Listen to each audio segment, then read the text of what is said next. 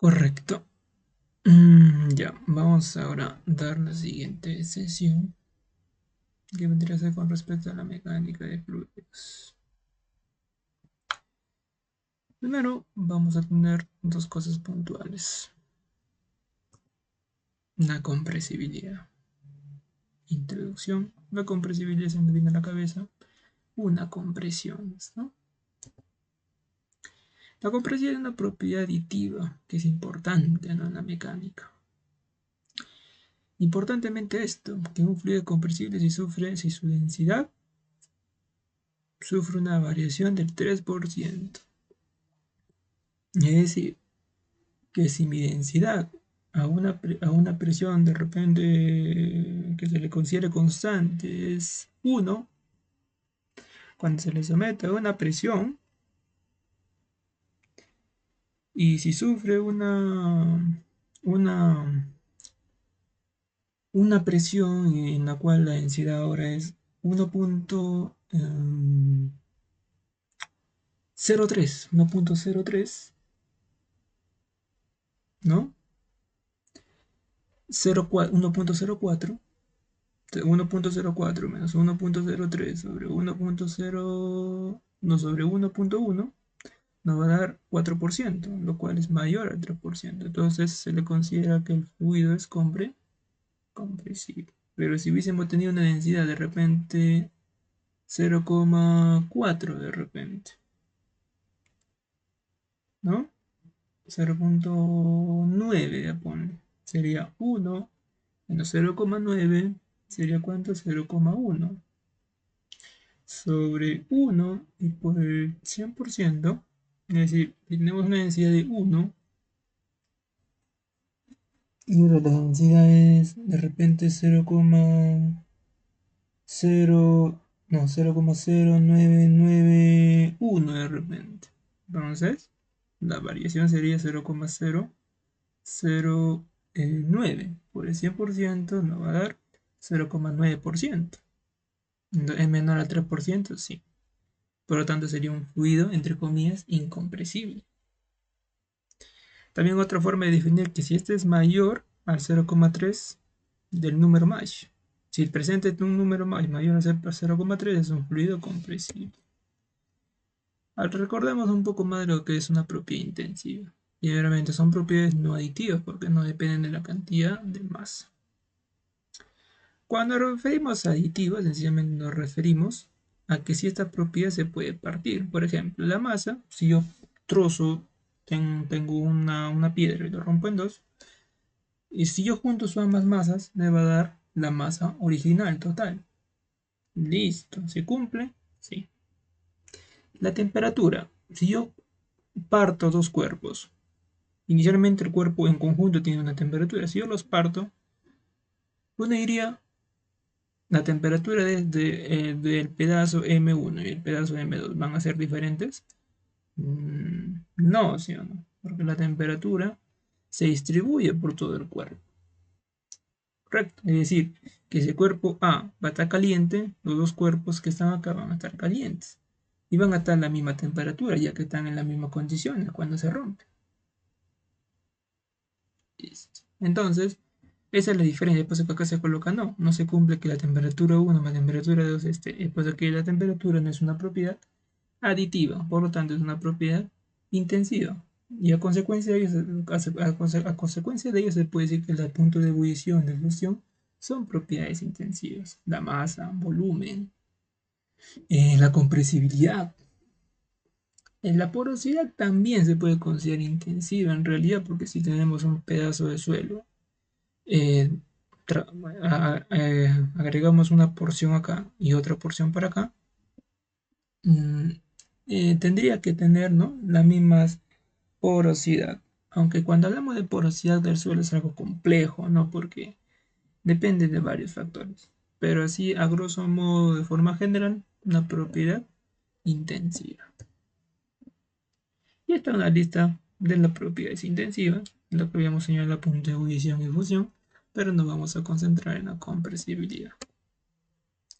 Para entender la compresibilidad de sólidos, líquidos y gas, nos vamos a recordar lo que vendría a ser la teoría cinética molecular. la cual obviamente la presentaron Maxwell y Bolt. No nos vamos a concentrar en esto. Sencillamente que con esta teoría, a nivel molecular, se puede estudiar el movimiento de un gas. Esta teoría nos da suposiciones, las cuales nosotros vamos a considerar como verdad.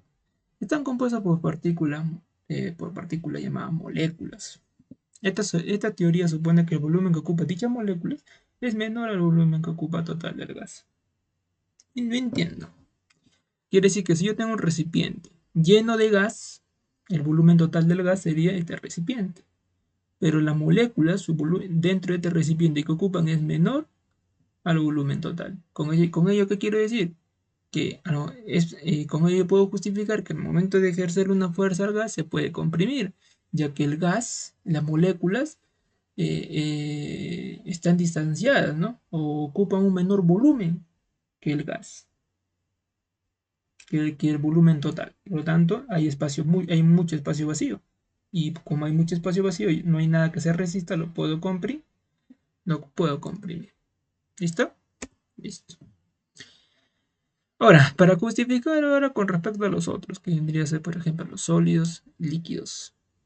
¿Qué podemos decir con esto? Primeramente, otra forma de justificar la compresibilidad de los tres tipos, o sea, los tres estados de los tres estados de la materia básicos, que vendrían a ser las fuerzas intramoleculares y las intermoleculares. Las intramoleculares es la fuerza que se da entre átomos, ¿no?, de una misma molécula.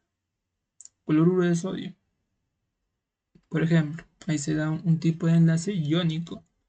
En los enlaces metálicos, correcto, también. Y las intermoleculares se dan entre moléculas. Es un tipo.